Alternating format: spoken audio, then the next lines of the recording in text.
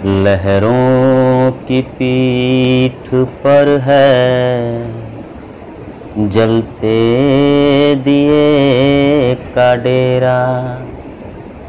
वो दिया जले अकेला, वो दिया चले अकेला। छोड़ा था तुमने जिसको झुक कर यहीं किनारे। उम्मीद से जलाकर उम्मीद के हवाले। वो दिया लहर पे फिसले, लौ को हवा संभाले। तुम रह गए किनारे, जलता दिया बहारे।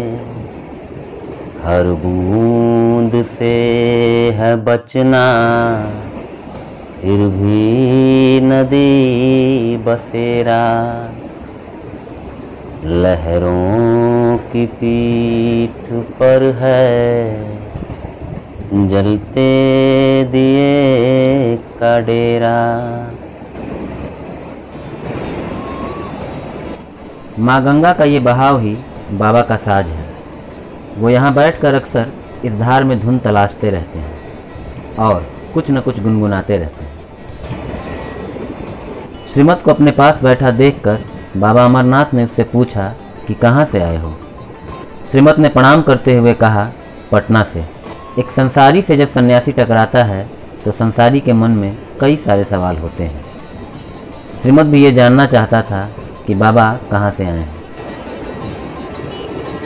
तो उसने पूछ ही लिया कि आप कहाँ से हैं बाबा। बाबा ने कहा, मेरा कोई पता नहीं है। वैसे जानना ही चाहते हो तो इतना जान लो कि मैं गंगा नदी के तट पर ही मिलता हूँ। साक्षात अमृत लेकर बहने वाली इस पतित पावनी माँ का किनारा ही मेरा पता है। गंग सकल मुद मंगल मूला, सब सुख करणी हरणी सब सूला। गंगा जी समस्त आनंद मंगलों की मूल है। वे सब सुखों को करने वाली और सब पीड़ाओं को हरने वाली है। एक छोटी सी चुप्पी के बाद श्रीमत ने एक और सवाल किया, बाबा जी, क्या आपका मन नहीं होता कि और लोगों की तरह जिएं? मन तो करता होगा। बाबा ने कहा कि नाव पानी में रहे तो कोई हर्ज नहीं, पर नाव के अंदर पानी नहीं रहना चाहिए, वरना डूब जाएगी। साधक संसार में रहे तो कोई हर्ज नहीं, पर साधक के भीतर संसार नहीं रहना चाहिए।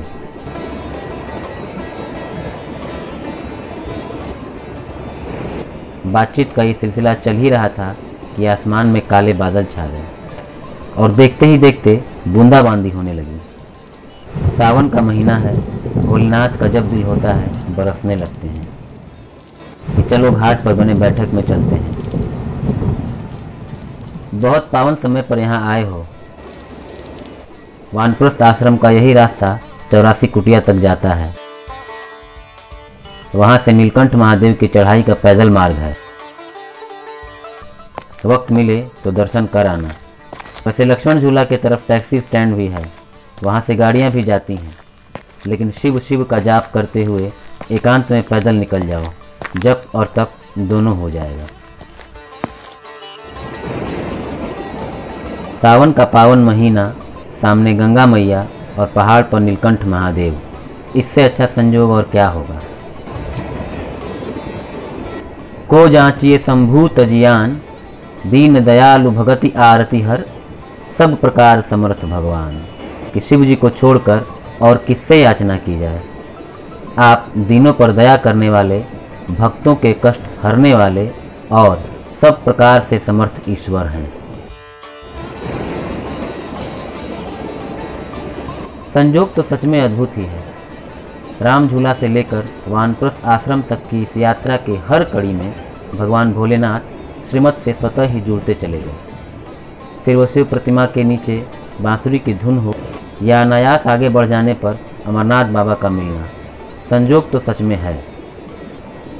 और शायद इसी संजोग ने श्रीमत के मन में भगवान भोलेनाथ के प्रति जिज्ञासा बढ़ा दी है। बारिश के साथ बातचीत भी बढ़ने लगी और श्रीमत ने अमरनाथ बाबा से भगवान भोलेनाथ के बारे में कुछ और बताने को कहा। बाबा ने कहा कि चलो, अगर प्रेरणा जाग ही रही है तो गंगा जी को धारण करने वाले भगवान गंगाधर के 12 ज्योतिर्लिंगों के बारे में बताता हूँ। ध्यान से सुनना।